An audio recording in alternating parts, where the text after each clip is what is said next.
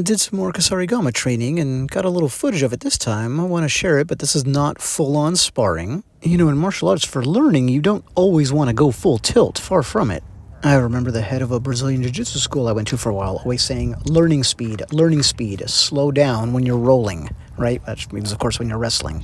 You guys aren't going to learn anything if you're acting like it's a full-on competition, just going as fast and intense as you can. So you can think about what you're doing, like what happens if your wrapping technique fails. There was one version of that, here's another, and we're going to end up with weapons crossed.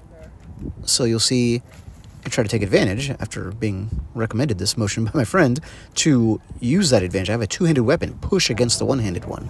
And watch me interrupt the swing here of the chain and send the weight flying back. And watch it work again here in faster free sparring. And that's my number one innovation, I'll call it. I've never seen that technique anywhere else.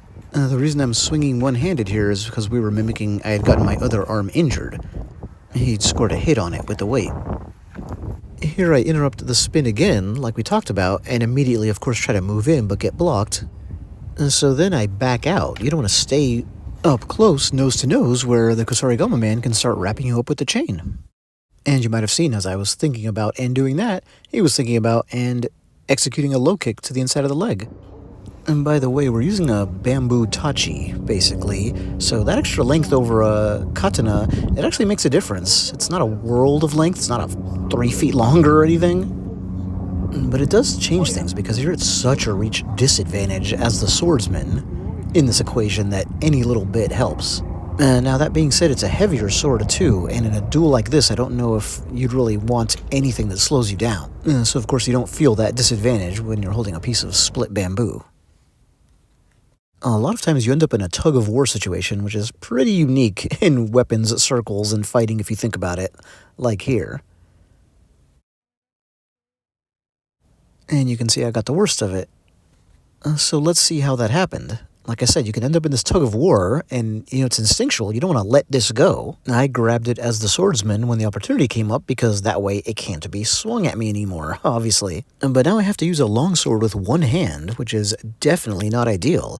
Let's keep things to my perspective. From the position I'm in, you see I've got my right arm back with the sword.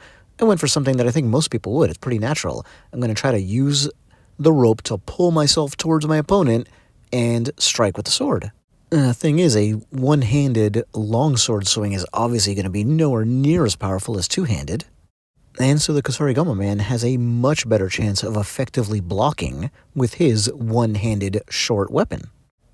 And because of that, we end up here, where he's on the inside with the shorter range weapon, and my sword, my longsword, is kind of useless on the outside. I mean, I might have gotten a cut of some kind, but remember, I was blocked, so all of my swinging momentum is gone, and I'm operating with one hand. So I'm going to get by far the worst of it, because here's the glory of the Kama. In this short range, you can just place the cutting edge up against your opponent's body and then have it dig straight in. No momentum necessary. The crazy L shape of the weapon becomes a huge advantage once you get there. And there we go. Just some finer points and interesting notes about Kusarigama versus sword, in this case Tachi. And a video in defense of training at learning speed sometimes. Don't always try to go 100 miles per hour. It gives you a chance to think about what you're doing. Anyway, thanks for watching.